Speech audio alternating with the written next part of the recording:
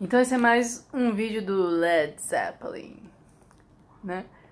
Pra quem acha que eu só faço vídeo do Michael Jackson e que sou uma mulher que nega a realidade, porque eu acho que Michael Jackson era inocente. Aliás, eu tenho vários vídeos no canal falando disso e mostrando, ao contrário da imprensa.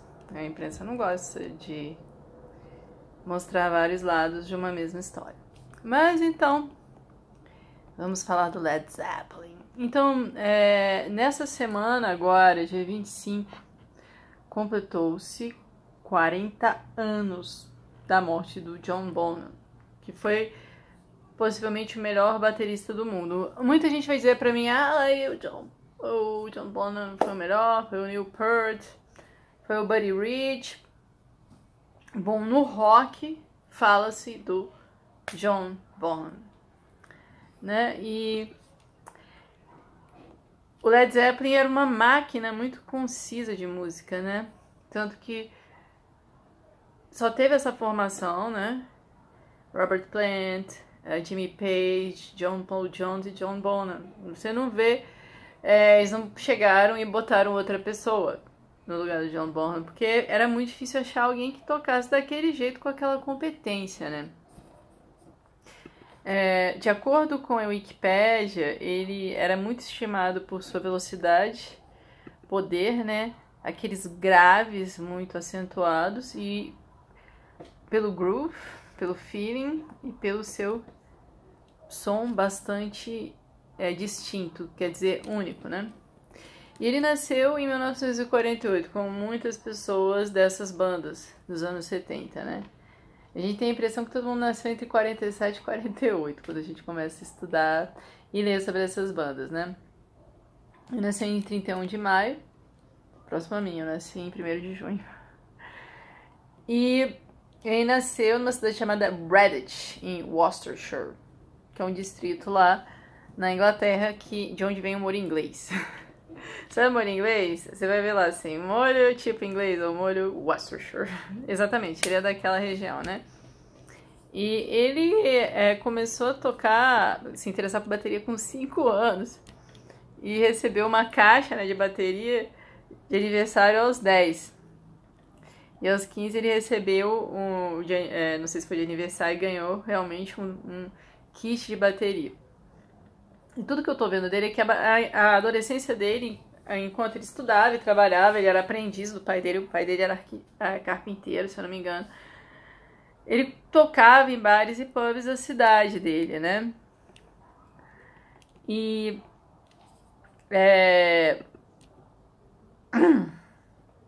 ele aprendeu mais sozinho mesmo, né? E era influenciado por Max Roach, Gene Krupa e, claro, Buddy Rich, né? Ele também era muito amigo do Carmine Appice. Eu não sei falar o nome desses irmãos, cara. São 2 irmãos bateristas, o Carmine e o Vini. Eu falava Vini Appice, mas eu vi o pessoal falando Appice.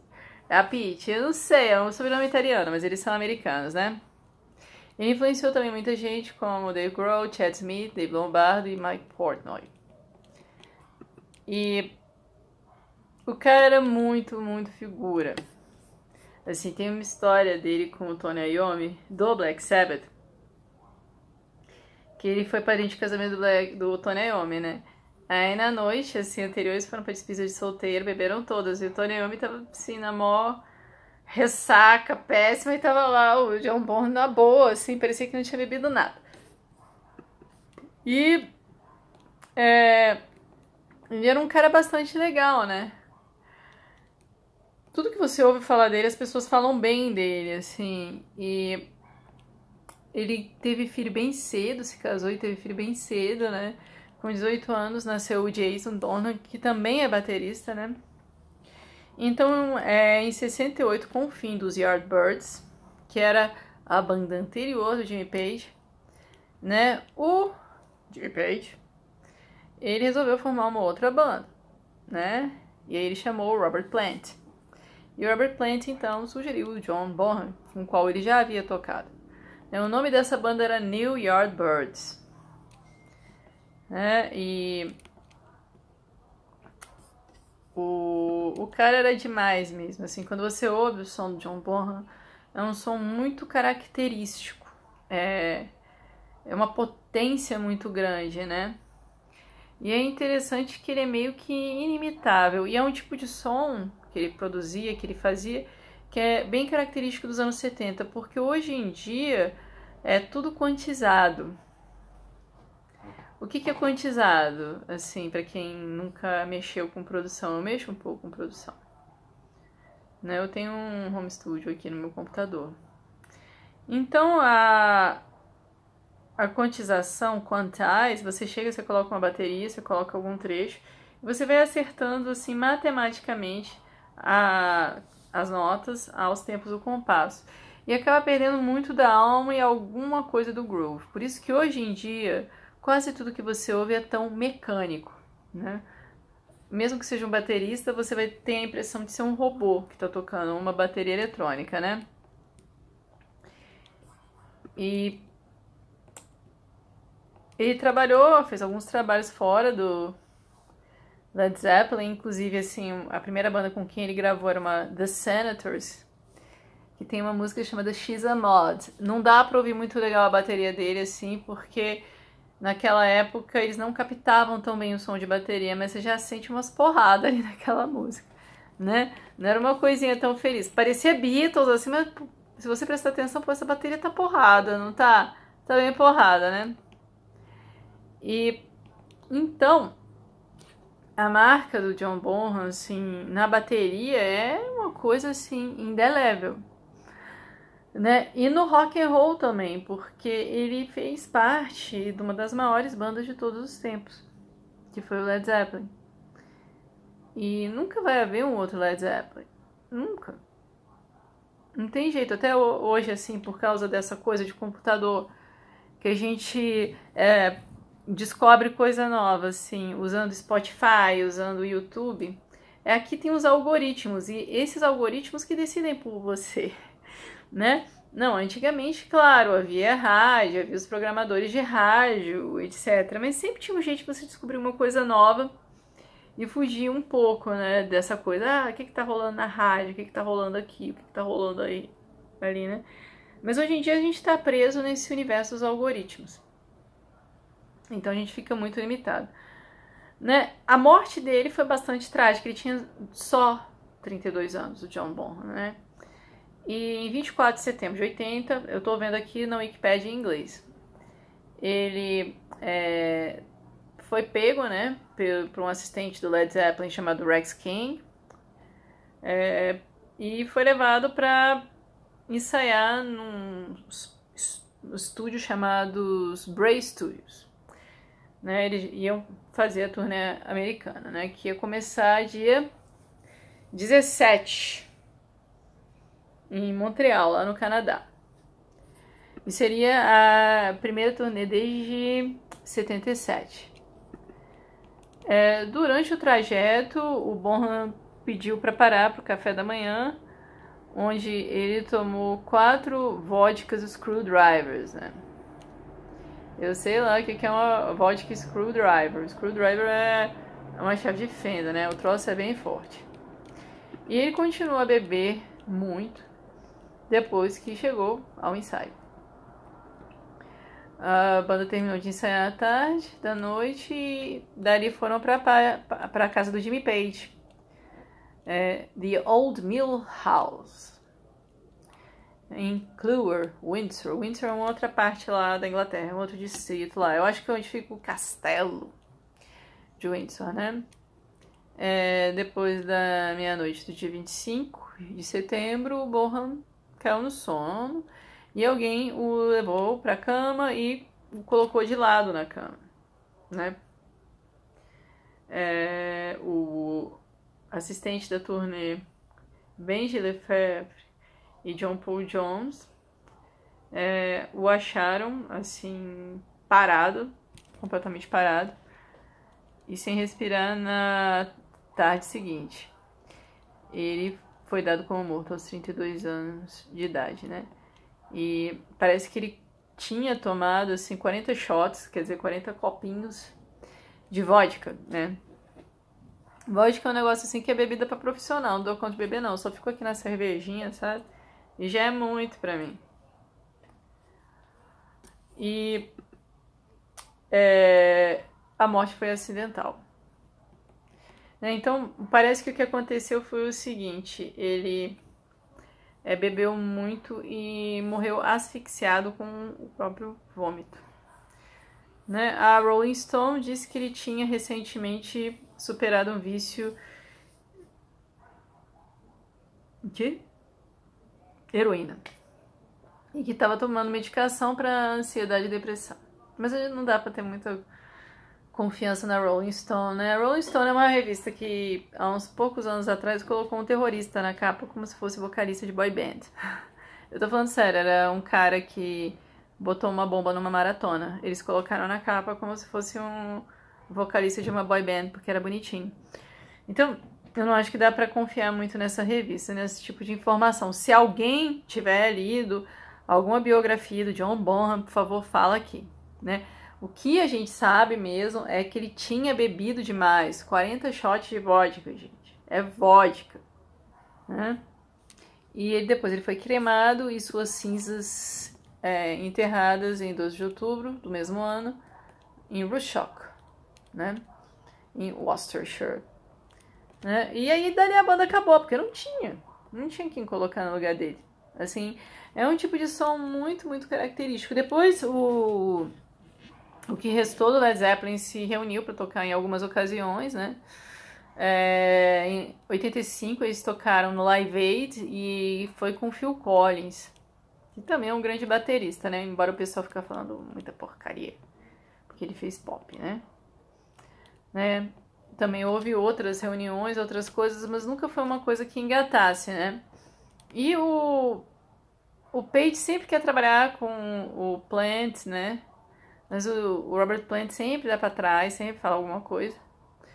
Tanto que o Coverdale, que o Robert Plant odeia, e chama de David Cover Version, que eu acho ridículo, porque o Coverdale pode ser tudo, menos alguém que imite o Robert Plant, né? Aliás, eu adoro o Coverdale, eu também sou super fã dele. Ele chegou pro Jimmy Page e falou, por que você não faz como o Santana? Grava um álbum com vários vocalistas convidados, né? Mas o Jimmy Page não quis isso, não. Sobre a família, o Bonham deixou filhos, né? Ele tinha um irmão mais novo, o Mick Bonham, que morreu em 2000, que era DJ. E ele tem uma irmã chamada Deborah Bonham, que é cantora e compositora, e que eu aconselho seguir o canal dela, porque ela é muito boa, canta muito, né? Ele era casado com Pat Phillips, e eles tiveram 2 filhos, Zoe Bonham, que também é cantora e compositora, e o Jason Bonham, que é um cara que toca muito também. Ele tem um conhecimento enciclopédico do trabalho do pai, né? E o Jason Bonham já tocou com muita gente boa, como Black Country Communion, né? E outras pessoas por aí, os próprios companheiros de banda do pai. Ele tocou com Hearts também. E o cara ter morrido jovem, né? Ele poderia estar aí ainda destruindo na bateria.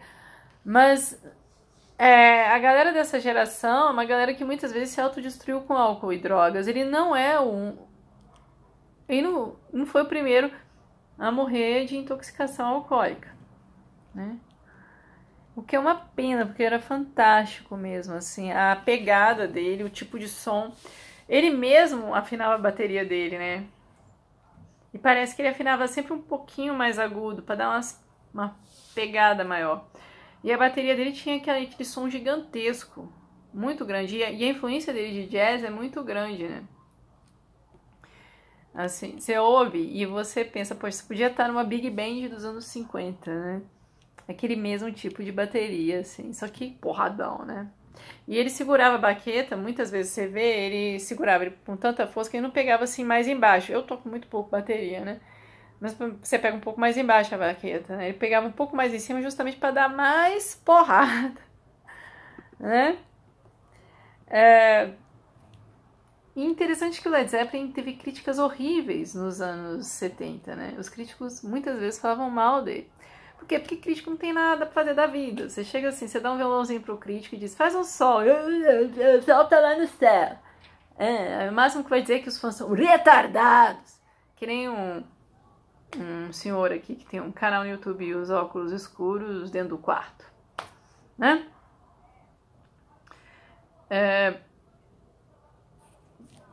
O pessoal fala umas coisas ruins mesmo dele. Nossa. A Rolling Stone chegava... detonava, o cara falava umas coisas assim muito esquisitas. Eu nunca apreciei a Rolling Stone, não, tá?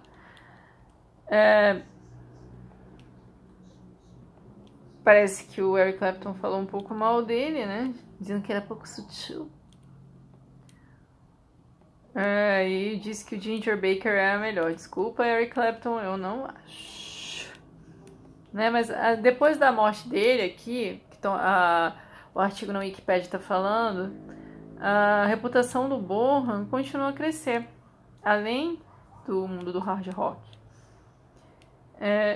E agora, né, a sua forma de tocar é considerada por críticos e músicos como um material de estudo, né?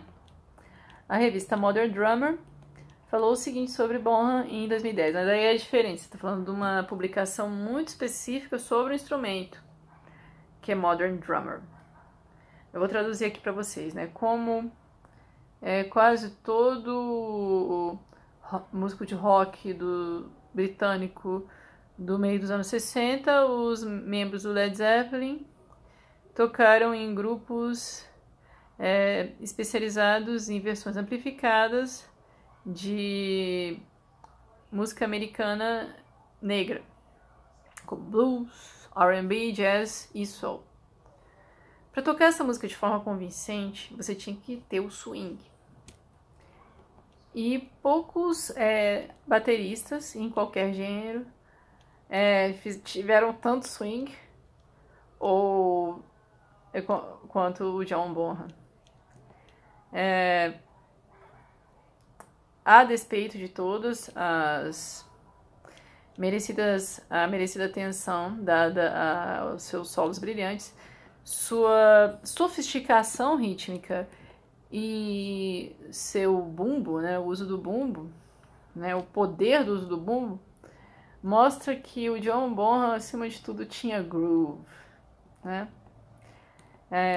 Aqui o que eu falei, que Led Zeppelin se reuniu no Live Aid em 85 e tocou com Phil Collins. Também teve um Tony Thompson, né? Então foi uma perda horrível para o mundo da música, né? Uma daquelas coisas assim que a gente pensa, putz, o que ele estaria fazendo se fosse vivo, né? Ele teria uns 72 anos. O que ele estaria fazendo? Eu acho que com certeza ele estaria tocando, né? E muito possivelmente não teria ficado só em rock, só no rock. Muito possivelmente ele teria gravado jazz também. Muito possivelmente você veria o cara aí detonando em projetos de jazz, né? E coisas bastante complexas. Talvez em um período ele tivesse tocado rock progressivo também, né? Mas fica aqui minha homenagem ao cara, porque ele era maravilhoso. E você não precisa ser baterista para apreciar o que ele fazia, né? Para fechar aqui, eu vou falar de alguns bateristas influenciados por ele, né? Lee Kerslake, que morreu recentemente, né? Que tocou com Uriah Heep e Ozzy. Joey Kramer, esse eu não conheço. Neil Peart, que morreu recentemente em janeiro, de câncer. Dave Grohl, Tommy Lee, Peter Criss, que foi do Kiss. Chad Smith, Red Hot Chili Peppers, também toca muito. David Lombardo, tocou com Slayer. Brad Wilk, não sei quem é. John Dolmayan, não sei. Ian Mosley. Yoshi, que não sei quem é. Shinya. E Phil Collins, que tocou com o Robert Plant na carreira solo. Disse que ele queria muito tocar com o Plant porque ele adorava o jeito de tocar do Bonham, né? Então, fica aqui minha homenagem ao cara, né? Embora eu não seja baterista, né? Eu toco muito pouco de bateria. Mas fica aqui minha homenagem ao cara, né, gente? Então, boa noite. Depois eu vou continuar com outros vídeos do Led Zeppelin, né? O próximo capítulo vão ser as grupos. Até mais.